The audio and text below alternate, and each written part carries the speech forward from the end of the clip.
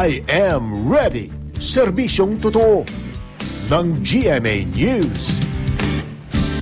Wala nga pong bagyo pero matinding bahanga ang dinulot ng walang tigil na pag-ulan sa Metro Manila at mga karatig lalawigan. Alamin na natin ang latest sa lagay ng panahon mula sa ating resident meteorologist na si Ginoong Nathaniel Cruz. Mang Tani, kumusta po? Rafi, patuloy pa rin tayong nakatutok dito sa masamang panahon na nagdulot ng malaondoy na pagbaha sa maraming lugar sa Metro Manila. Sa ngayon, nakataas pa rin ang red warning signal sa buong NCR. Ibig sabihin po niyan, 30 mm po o higit pa ang dami ng ulang maasahan hanggang sa susunod pang 2 oras. At kapag red warning po, inaabisuhan na po ng paglikas ang mga residenteng nakatira sa mga bahaing lugar. Kung titingnan nga po natin ang datos ng Pag-asa, ang monthly rainfall ay 504.2 mm po. Yan po yung dami ng ulan na inaasahang bubuhos sa Metro Manila sa buong buwan ng Agosto. Pero sa loob po lamang ng 24 oras, yan po yung alas 8 ng umaga kahapon hanggang alas 8 ng umaga kanina, umabot na po ng 323.4 mm yung bumuhos na ulan sa Kamaynilaan. Ibig sabihin po mas mahigit na sa kalahati yung ibinigay na ulan sa loob ng isang araw na dapat ay makukuha natin ng 15 araw. At kung ikukumpara naman po noong Bagyong Ondoy, yan po noong 2009, ang 24-hour rainfall po ay umabot ng 445 o 455 millimeters. Mas mataas po, pero ang pagkakaiba, noon po ay mayroong bagyo na dumadaan dito sa ating bansa. Pero ngayon po ay habagat lamang yung nagpapaulan dito sa atin. At tuloy-tuloy pa rin nating binabantayan ang level ng tubig dito sa Marikina River na hanggang ngayon po ay patuloy pa rin ang pagtaas dahil sa hindi pa rin humihintong pag-ulan.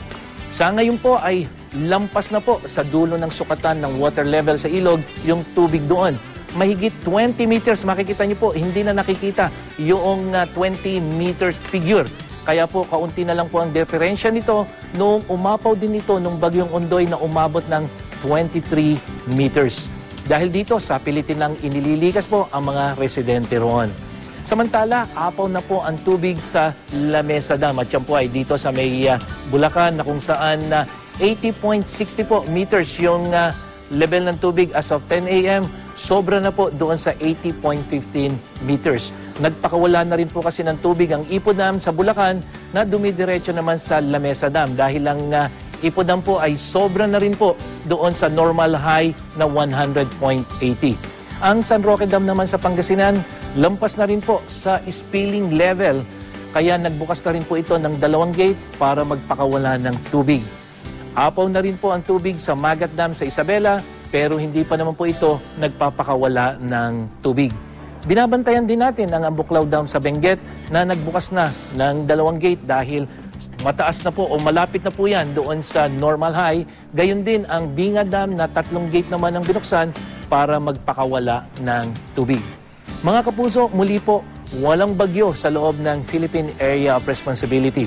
Itong mga pagulang nararanasan natin ay dulot lamang po o dulot ng hanging habagat na pinalalakas nitong isang bagyong nasa labas ng ating Philippine Area of Responsibility.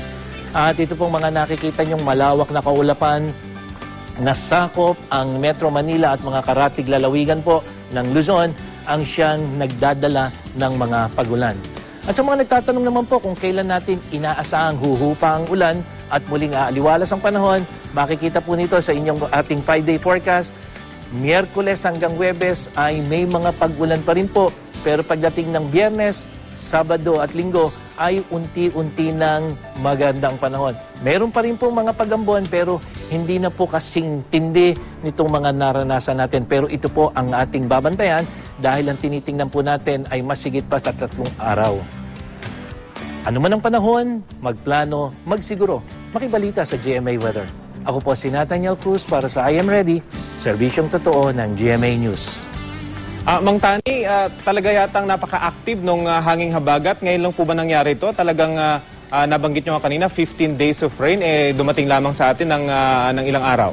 Tama yun, Rafi. Hindi bihirang mangyari na wala tayong bagyo, although nagsimula kasi yan nung dumaan si Hener noong 1 linggo. Pero sa ngayon ay talagang walang bagyo dito sa ating bansa, walang LPA. Yung bagyo ay nasa labas ng PAR.